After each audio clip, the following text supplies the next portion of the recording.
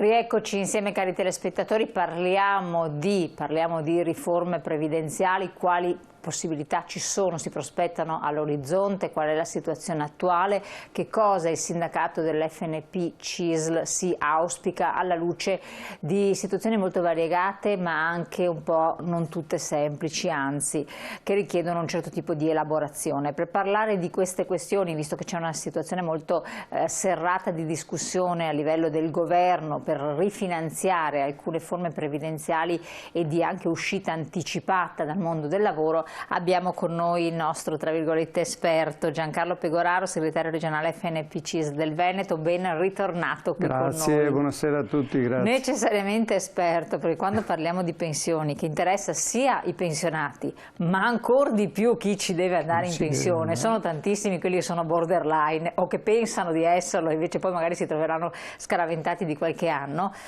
Bisogna capirci qualche cosa e non è semplice. Allora, discussione con il governo, ma è così? Cioè siete stati interpellati a dire la vostra oppure no?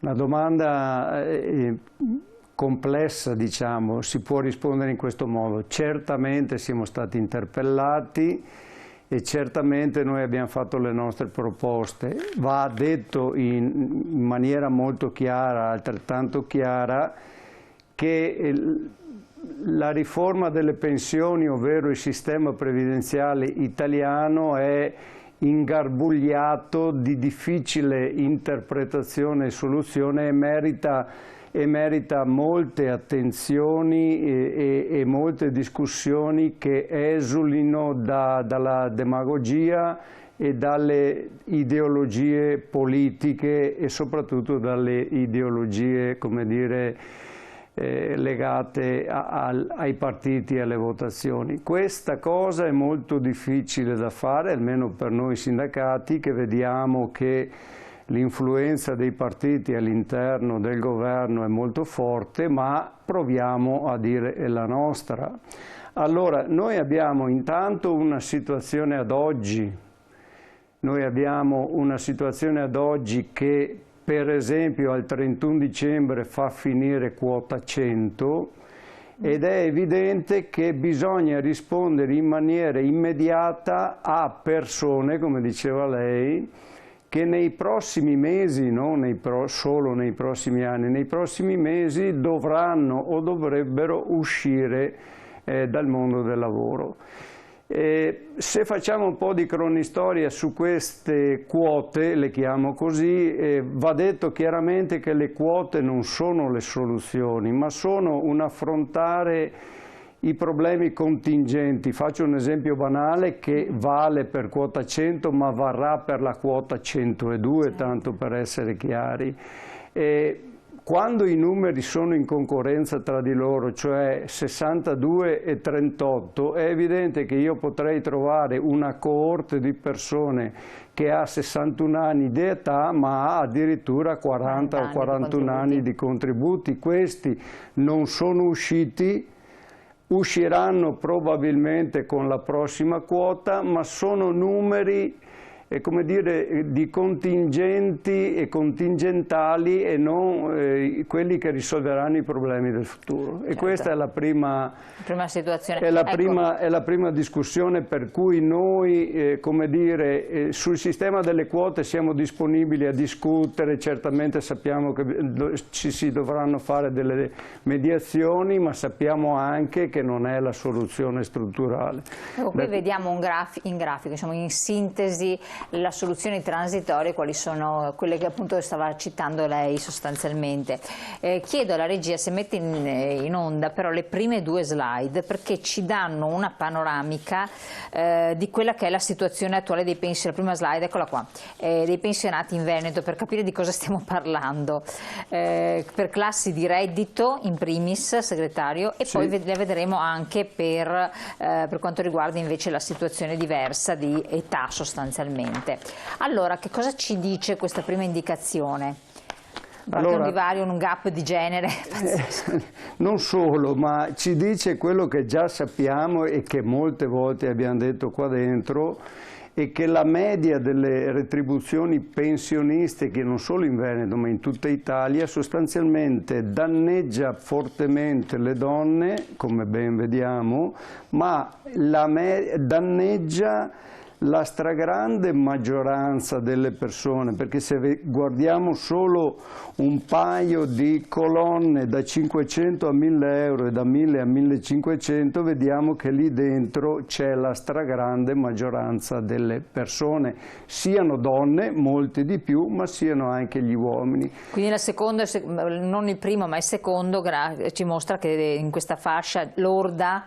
Sì, ricordo sempre che sono fasce lorde, quindi stiamo parlando di netti molto esigui, quindi da questo punto di vista, come già ben sappiamo, ne abbiamo parlato parecchie volte. Così come vediamo viceversa le fasi delle età, anche sulla seconda slide, confermano quanto già conoscevamo sostanzialmente, e vediamo che dai 65 ai 69, dai 70 ai 74 e fino ai 79 si raggruppa un maggior numero di persone, del 1.015.000 circa che oggi sono del 200.077 che sono in pensione oggi e che rappresentano la stragrande maggioranza dei pensionati, sui quali si potrebbe anche fare una riflessione del genere, cioè sono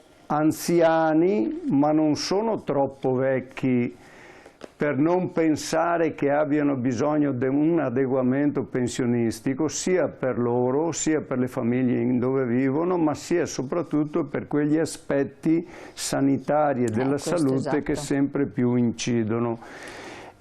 Questo ragionamento incide su quelli, come diceva lei all'inizio, che sono già i pensionati di oggi. Noi da tempo, soprattutto per i livelli che vanno sopra i 1.500 euro lordi, stiamo chiedendo che ci siano adeguamenti giusti, perché questi adeguamenti sono fermi da anni, perché per le fasce più basse in qualche maniera gli adeguamenti ci sono, ma per queste fasce medie non ci sono più. Quindi noi stiamo dicendo che per queste fasce ci vogliono gli adeguamenti.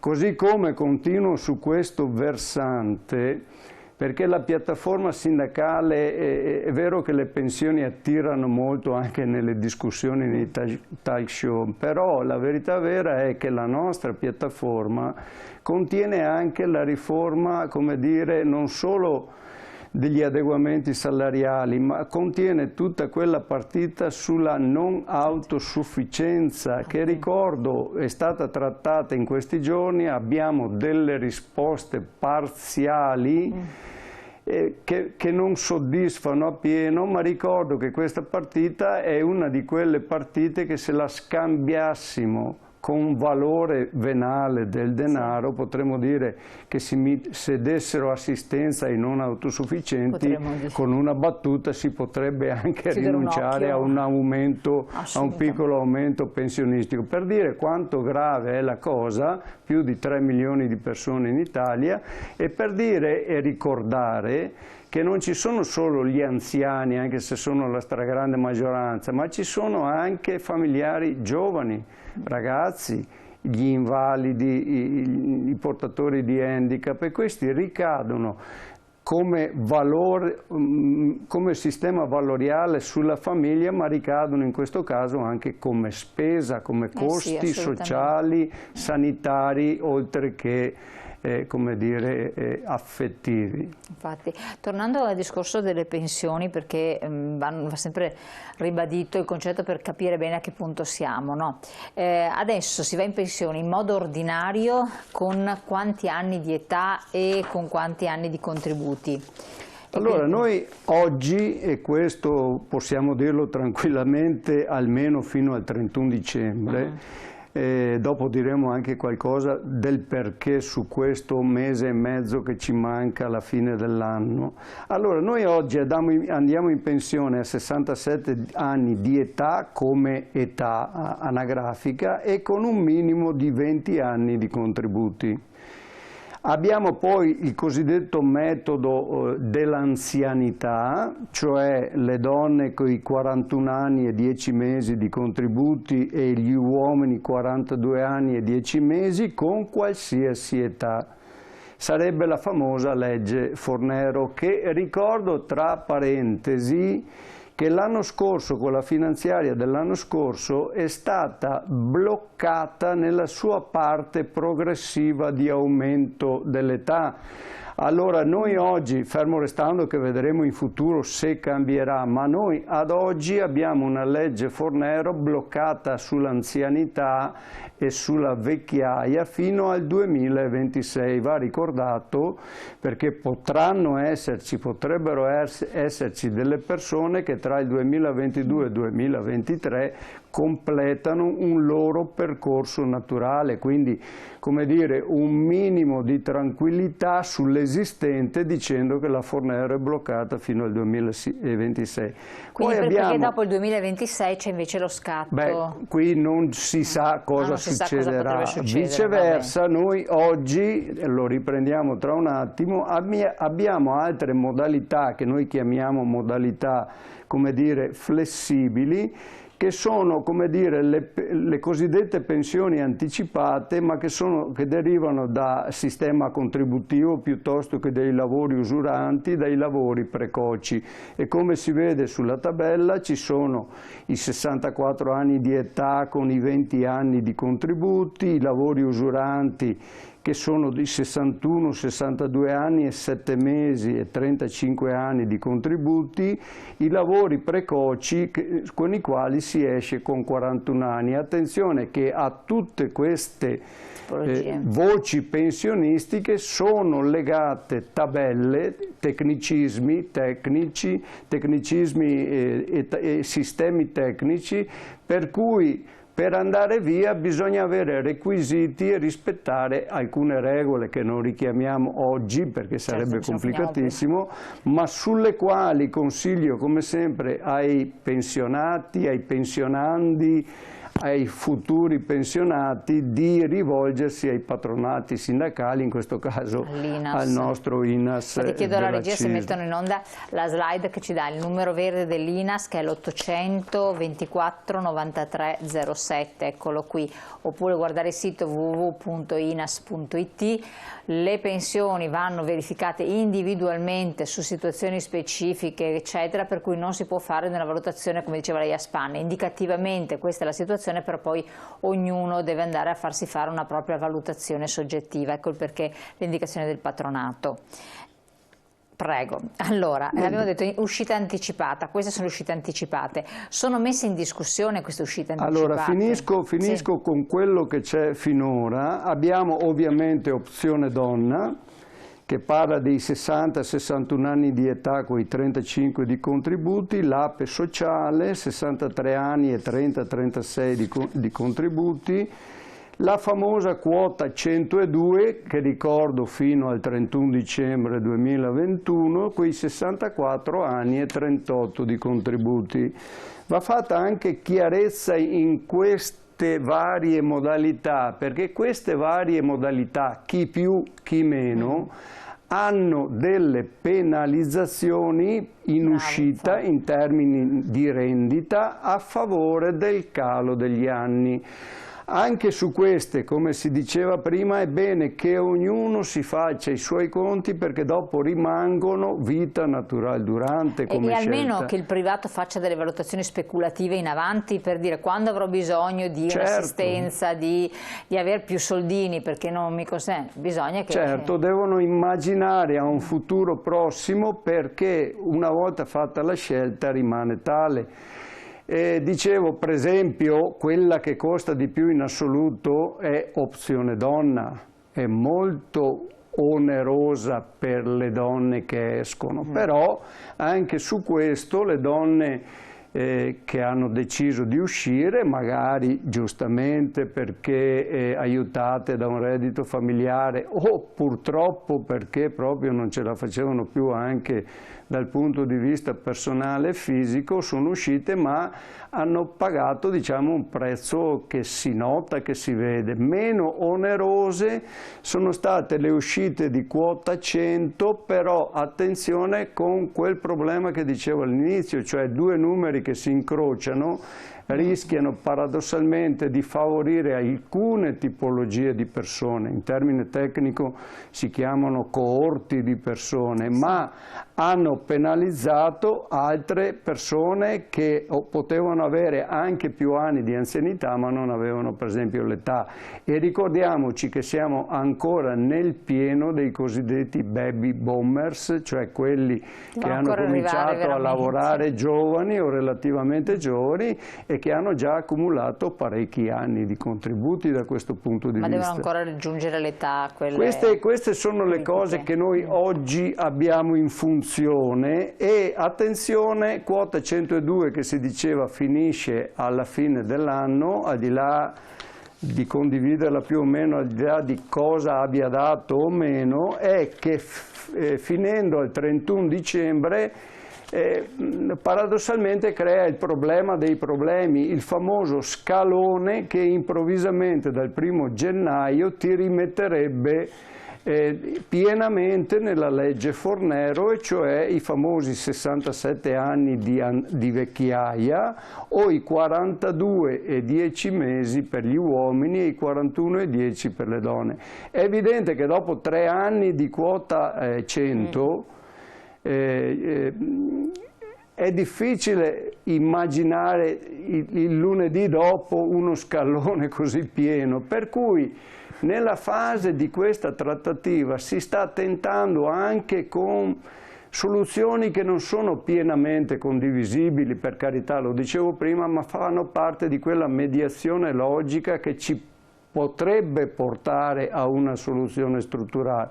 Per esempio la famosa quota 64 e 38 di cui si parla in questi giorni è la continuazione dell'altra dei 62 e 38 di prima, creerà gli stessi problemi, cioè permetterà a certe persone di andare via, non lo permetterà ad altre, però ha questo presunto vantaggio di non creare proprio uno scalone, diciamo sarà uno scalino.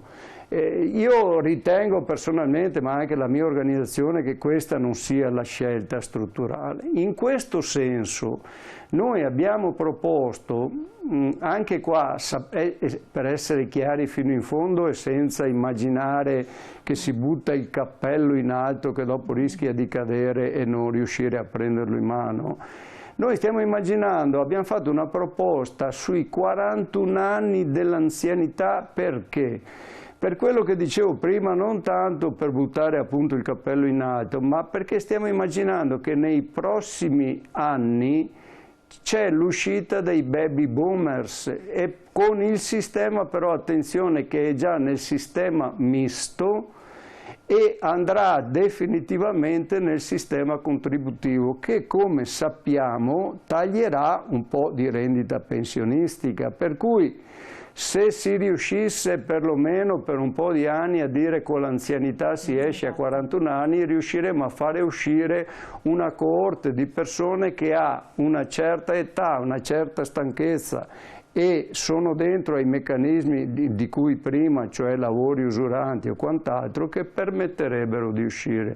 L'altra cosa che noi diciamo è di continuare con le uscite flessibili di cui prima, cioè opzione donna, l'APE sociale e i lavori usuranti e i lavori precoci, proprio per continuare a fare uscire queste coorti. E per poi arrivare, vediamo dove potrebbe portare una mediazione, non certo a pretendere le pensioni del passato, i sistemi del passato, ma a pretendere un meccanismo che permetta appunto una più solidale uscita e un più solidale lavoro per le pensioni. Io su questo mi permetto di dire questo. Tra le nostre richieste ci sta anche la cosiddetta pensione minima di garanzia. Che cos'è? È una nuova materia che dovrebbe riguardare i più giovani. Cioè non è diciamo, un aiuto sostanzialmente? Sarebbe un aiuto per quei lavoratori giovani che oggi fanno lavori precari, quindi con molti buchi di versamenti contributivi. Io dico ben venga tutto quello che protegge il lavoro, ma guardate anche qua con molta chiarezza, le pensioni di domani, i giovani vanno protetti con lavori sicuri, sì, pagati onestamente e in maniera continuativa, non ci sono altre formule. No, perché su sto questa pensando roba. anche al di là dei lavori precari, che già uno immagina la situazione difficile, ma anche forse lavori che possono essere, non so, uno finisce un contratto, passano 2 mesi, poi ne riprende un altro con un'altra azienda, si spostano perché c'è una grande mobilità, risulta difficile avere una continuità contributiva esatto. per le giovani generazioni. E c'è un altro aspetto, che versare comunque per una cassa privata, per un'integrazione, parte della propria busta paga, per quanto irrilevante, per molti è onerosissimo, perché non è che guadagnino così tanto, insomma, sti giovani, tutto sommato, per cui non riusciranno mai a costruirsi una vita, e questo è un cane che si morde la coda. Cioè, lei ha perfettamente ragione su questo, siccome in questi giorni è di moda il dire bla bla bla, io non vorrei far parte di questo bla bla bla, però sono costretto a ripetere alcune condizioni che come sindacato noi diciamo da tempo, che ovviamente in molti non ci ascoltano, ma sulle quali c'è anche qualcuno che ci marcia. Ripeto, in questo Paese deve tornare una modalità di lavoro pulito, lo chiamo così, stabile. Il problema non è cambiare lavoro, il problema è che non ci possono essere buchi interminabili tra un lavoro e l'altro. Questo vuol dire incontro tra domanda e offerta di lavoro, la riqualificazione e la formazione professionale. In questi anni, va detto, si è risposto con palliativi di stampo elettorale, me lo lasci dire. In Parlamento i partiti hanno fatto l'assalto alla diligenza ogni qualvolta c'era da presentare, come dire, la legge finanziaria. Non va bene, perché vuol dire vedere poco in là del naso proprio e soprattutto rispondere a esigenze immediate.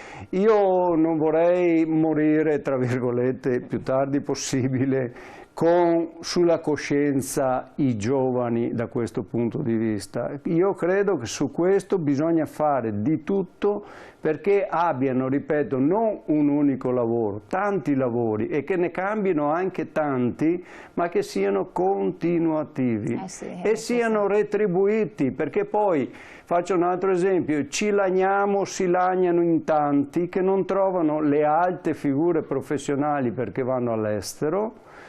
Quando io vedo stipendi da 1.000 euro e contratti da 8 mesi per ricercatori che hanno trovato per esempio le cure ai virus, tanto per restare in tema di cose attuali, e vengono pagati 1.000 euro al mese e hanno 8, 9, 10 mesi di contratto, mi si, come dire, drizzano i capelli da questo punto di vista. È osceno immaginare queste figure, e viceversa abbiamo quelli che dicono che non trovano gli operai anche di basso livello, e poi non tutti, per la carità, non tutti fanno così, però troviamo che vengono pagati 3, 4, 5 euro, allora non è possibile una cosa del genere.